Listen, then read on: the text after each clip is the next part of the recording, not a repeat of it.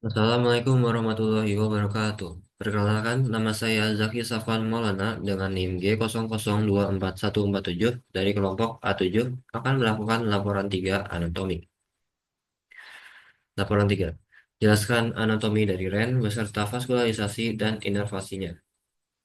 Nah, REN, REN ini merupakan organ yang berfungsi untuk menyaring darah dari zat-zat yang tidak berguna dan mengeluarkannya sebagai urin. REM juga berfungsi sebagai menjaga keseimbangan air, elektrolit, dan asam basa dalam darah. REM juga memiliki fungsi endokrin. Nah, pertama kita akan membahas letak anatomis dari REM. Nah, REM ini merupakan organ retroperitoneal, berarti REM ini berada di belakang peritoneum. Terdapat Lalu terdapat glandula adrenal di polus superiornya dari REM. Nah, di sini merupakan glandula glandula adrenal di atas posterior polus superior. Lalu letak letaknya ini letaknya ini setinggi bagian kalau rem sinister, letaknya superior superi, setinggi vertebrae thoracalis 12 sampai vertebrae lumbalis 3. Nah, ini sinister ini thoracalis 12 sampai ke bawah ini vertebrae lumbalis 3. Lalu untuk trend Dexter ini lebih rendah daripada Sinister setengah vertebrae karena pendesakan lobus hepatis Dexter di sini ada lobus hepatis Dexter di sini didesak jadi turun. Selanjutnya lapisan pembungkus dan fiksator dari REM. Nah, di sini ada pertama ini dari dalam sampai keluar ini lapisan pembungkusnya ada kapsula fibrosa yang langsung yang melekat langsung ke ren. Lalu selanjutnya ada peri perirenal fat ini jaringan-jaringan lemak yang membungkusnya. Lalu ada fascia renalis ini renalis. Lalu selanjutnya ada pararenal fat jaringan lemak lagi yang berada di luar fascia renal fascia renalis. Lalu selanjutnya fiksatornya yang menyokong supaya rem tetap berada di tempatnya. Itu fascia renalis juga sebagai fiksator. Lalu ada arteri dan vena renalis ini bahkan fiksatornya juga. Lalu ada corpus adiposum. Ini jadi dua ini pararenal sama perirenal ini merupakan fiksator juga. Nah, selanjutnya kita membahas topografinya.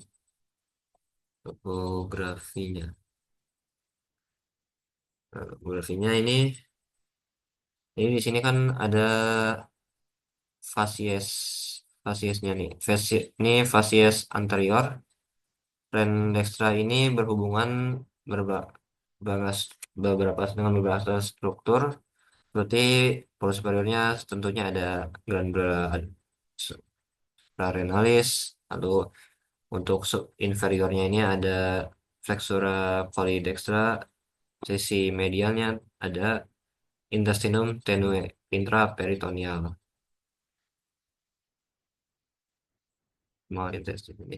Lalu untuk yang sinister, ter, fasies anteriornya sebagai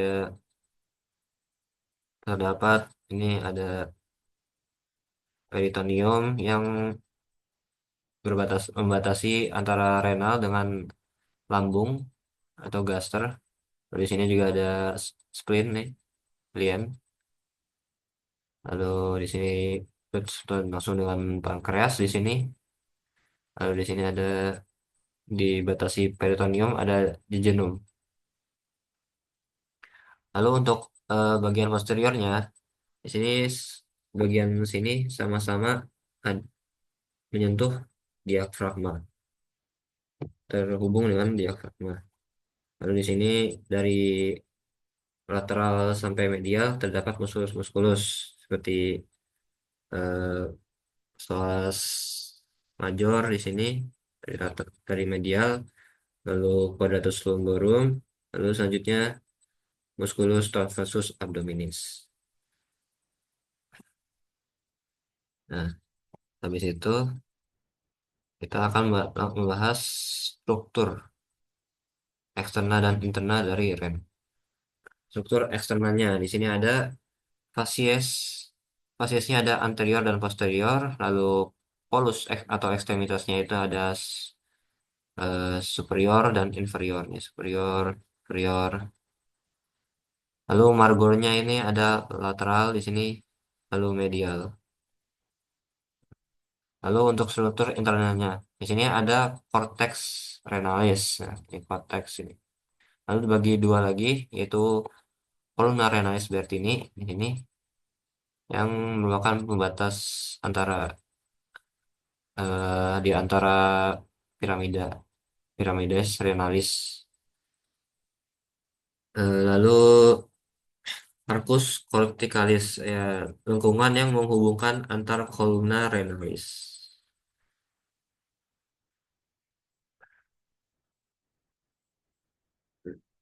Selanjutnya medulla renalis sendiri ini.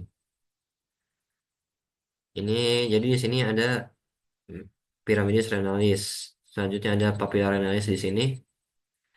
Lalu ada foramina papillaria. Jadi ada lubang-lubang yang keluar dari papilla renalis ini supaya berhubung dengan calyx minor. Nah, ini calyx minor, minor yang berhubungan. Lalu di sini ada calyx major, merupakan gabungan dari beberapa calyx minor di sini, jadi calyx major. Lalu ada pelvis renalis, ya, gabungan dari beberapa calyx major ini, pelvis renalis. Lalu ada sinus renalis ini sinus renalis ini. Jadi merupakan pelebaran dari hilus ini hilus nih, hilus yang tempat masuknya arteri dan vena. Selanjutnya vaskularisasi dari rem. Vaskularisasinya ini terdiri dari mulainya dari ar- arteri re- arteri renali arteri aorta abdominalis yang kemudian berlanjut ke arteri renalis dextra dextra arteri renalis dextra et sinistra, lalu ke ramus anterior et posterior yang masuk ke hilus ini hilus. Lalu selanjutnya ada arteri lobaris. Lobaris yang masuk ke piramidis renalis ini. Masuk. Ini arterinya masuk ke piramidis renalis. Selanjutnya arteri interlobaris yang berjalan di kolumna renalis ini. Berada di kolumna renalis.